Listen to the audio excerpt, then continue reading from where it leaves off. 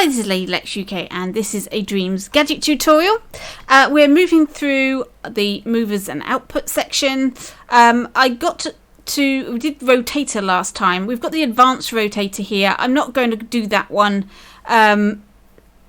because it's basically the same as this Rotator, except we've got some more options with dampening, strength and speed on all of the separate axes.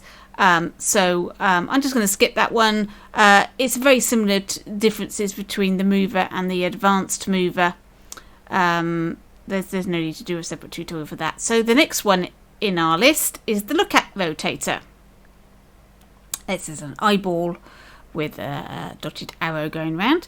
Now this allows you to rotate an object to follow a tag.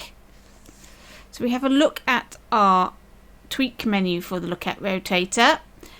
You'll see it is very similar to the Rotator gadget in that you've got speed, rotation strength and damping, but we have this extra piece here, look for tag. This gadget does not work without a tag, so it has a companion gadget.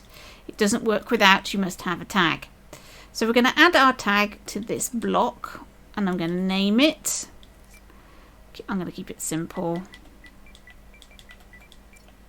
Okay, I'm going to call it look.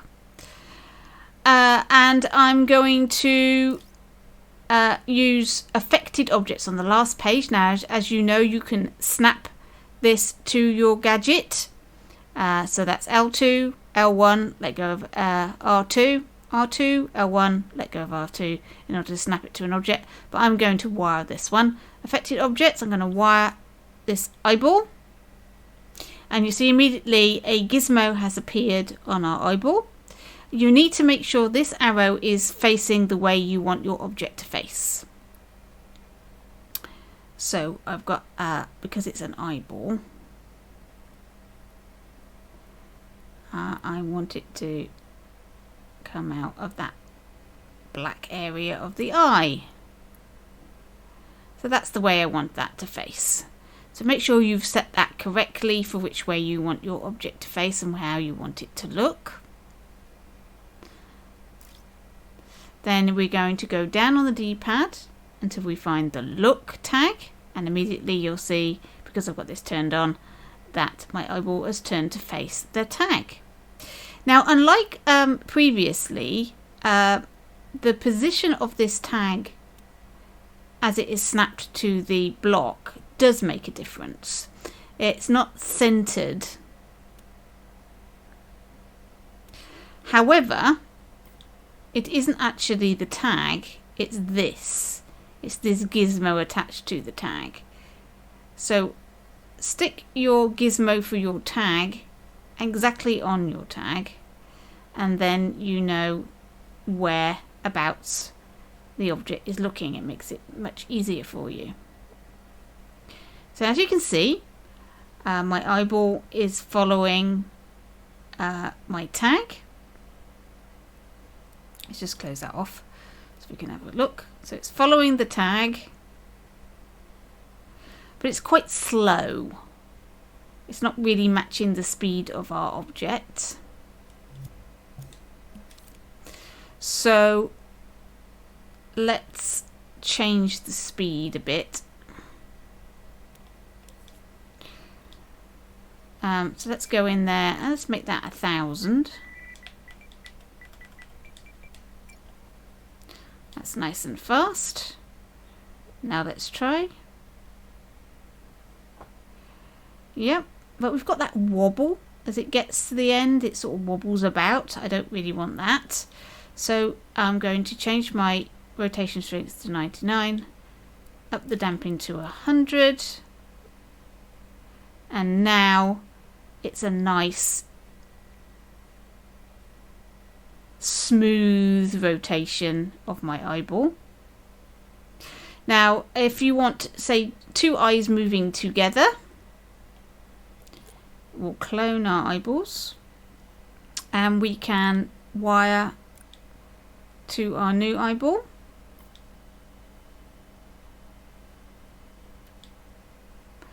and you can see it matches the gizmo, but if in case you move this, make sure these are correct in the correct position.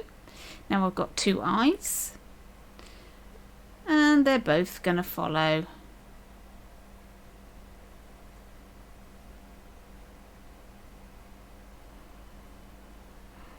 my tag. So you can link more than one object. It doesn't have to be a one-to-one situation, so you don't need two lookout rotators for two eyes. You can actually link them to the one rotator. That does. Now then, distance. You'll notice there's this green haze. That's because there's actually a trigger zone on this lookout rotator. So let's have a look at that. That's on our second page. So we've got two trigger zones. We've got the min and the max distance. So if I change this one to 10 meters, and we'll just zoom out a bit, you can now see that that green is actually a zone, a trigger zone. And if I grab my tag and move it out of the trigger zone, you'll notice the tag light goes on and off. So it's on when it's in the trigger zone and off when it's not. And if I'm in the trigger zone, the eyeball will follow the tag, and when I'm outside the trigger zone, it won't. So that is the outside zone. If I go into page 2 and fiddle with this is the minimum distance. So if I do that, so it's in the zone and it's on, but as soon as it gets into this second zone, it's off. So this is the Goldilocks zone. This is when the tag is going to work, and as soon as it's inside this internal trigger zone, it's off. On, off, on, off. Okay, so you can have two trigger zones for your gadget. So you can have a minimum and a maximum. So you have an area in which it will look at the object, and it will stop looking at the object if you get too close. Okay, so that is those two. These are strength in the axes, so you can change it so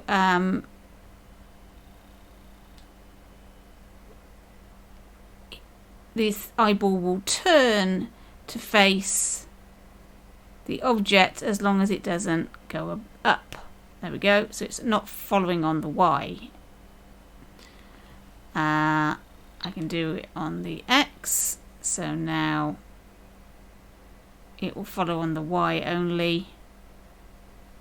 It won't follow side to side. And you can play back with these to get it so that your eyeball will only follow the object to the correct places, so you don't have your eyes doing weird things. You can fiddle about with these settings to get it exactly as you want it. Right, so that's the main things. Then we've got on here, we've got affected objects we've used already. Then we have these three options here. This one is target position, this one is found target, and this one is scene space direction. Now, both these two, target position and scene space direction, can be accessed through a splitter, and they provide you with coordinates. So if I put a splitter down and some numbers,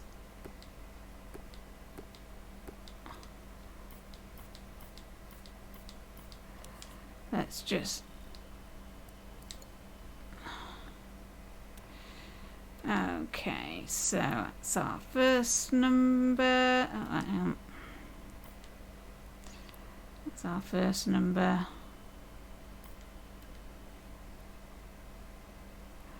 That's our second number. And that That's our third. First, second, and third.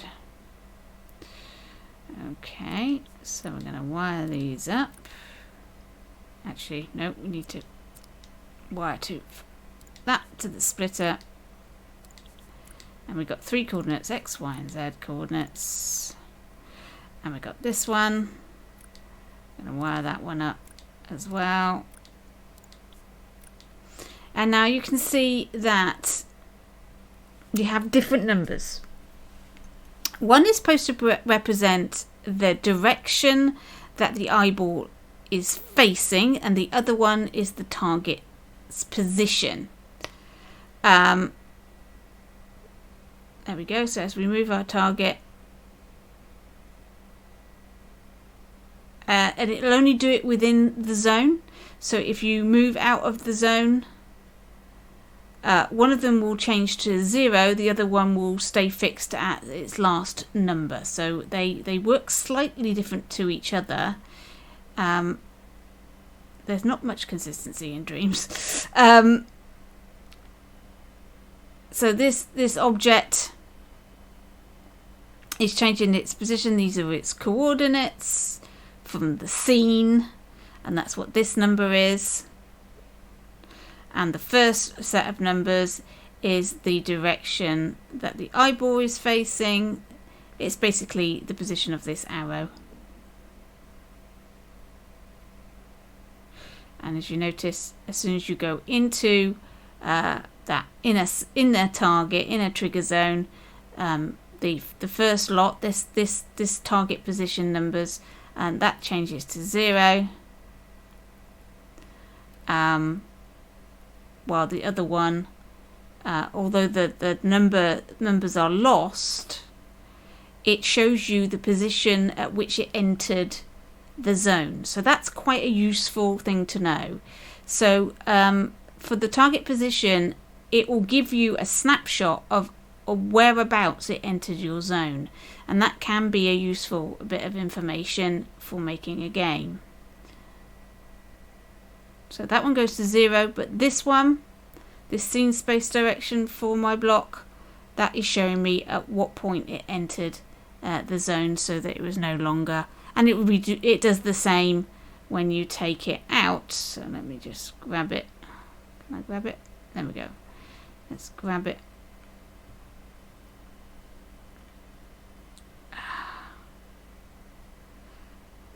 It's quite difficult when we grab it and pull it out of the zone. Again, it stops sending the new information. This position is not being fed anymore because it's no longer being targeted. So it will give you the position at which it exited, the exact position of where it exited the zone. This found target, this is going to send a 1 or a 0.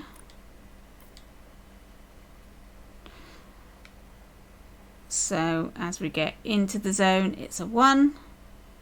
Into there, it's a 0. So it's going to give you a signal of 1 if it is looking at the target, and a signal of 0 if it's not. And you can use that to turn things on and off, power things on and off quite simply. Just wire that information. I found the target, I'm following a target, or I'm not following a target. So there you go. There's the look at rotator and all the things that it does.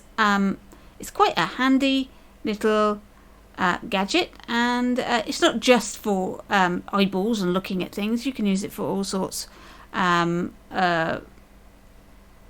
to orientate with controls such as cars and planes and things like that. You can use it for that sort of thing, for aiming targets. It's very good for that.